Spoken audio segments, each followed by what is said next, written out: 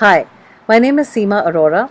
I'm the director at the Center for Research in International Development and Environmental Economics based in Palo Alto. I'm here to talk about the Patagonia case. Thank you, Center for Responsible Business at Haas, for inviting me and giving me an opportunity to weigh in the case and give my 2 cents. During my research career spanning 25 years, I've spent most of my research time trying to understand why companies go beyond the law in meeting environmental standards and why and how they volunteer in protecting the environment. This was also a topic of my dissertation. So I'm so excited to be talking about Patagonia, a historically avant-garde company, a zealous advocate and a champion for the preservation of the environment, while at the same time pushing the frontiers as a responsible business. Its activist agenda of doing and causing no harm makes it seem like business unusual.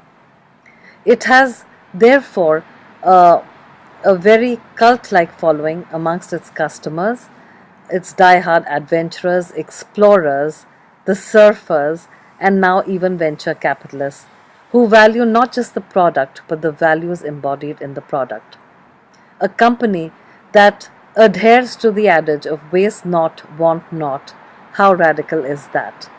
And it's no wonder that Patagonia also commands a premium in the market as a profitable company, because not only does it embody the cost of a quality product, but the cost of stewardship of the environment.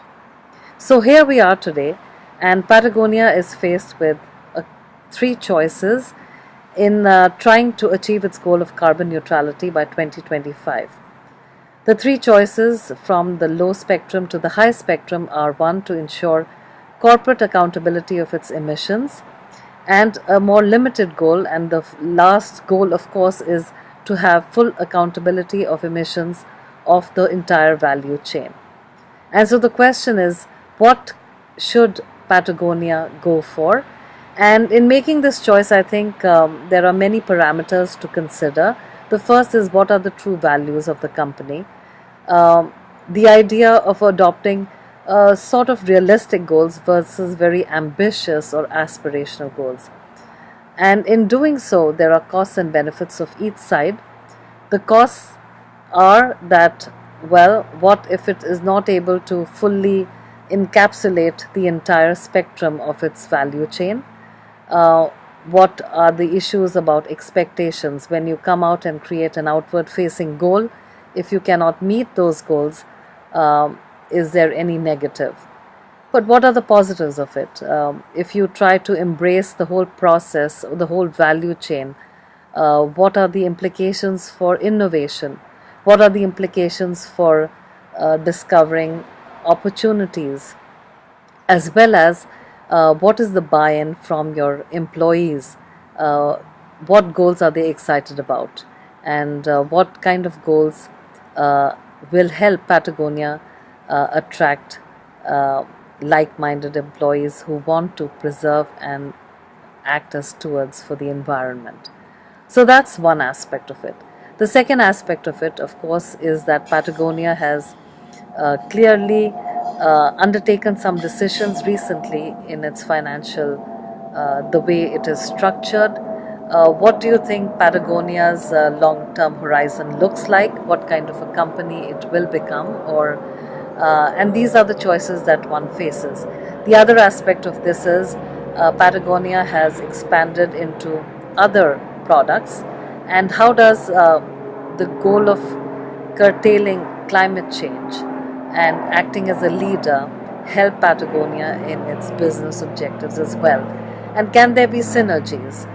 Because while, of course, Patagonia is very clearly motivated by the environment, it is great to have a profitable company at the end of the day.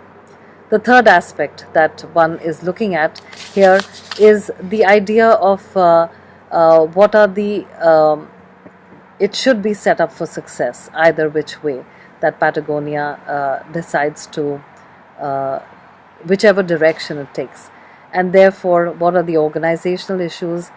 What are the data issues? Can it use data science to reduce uncertainty in its supply side and discover new opportunities. I think that would be interesting. The fourth is, of course, its activist partnership with NGOs. It should try to leverage this such that it gets the maximum benefit from these partnerships, and that might entail formulating new partnerships that Patagonia has not done in the past.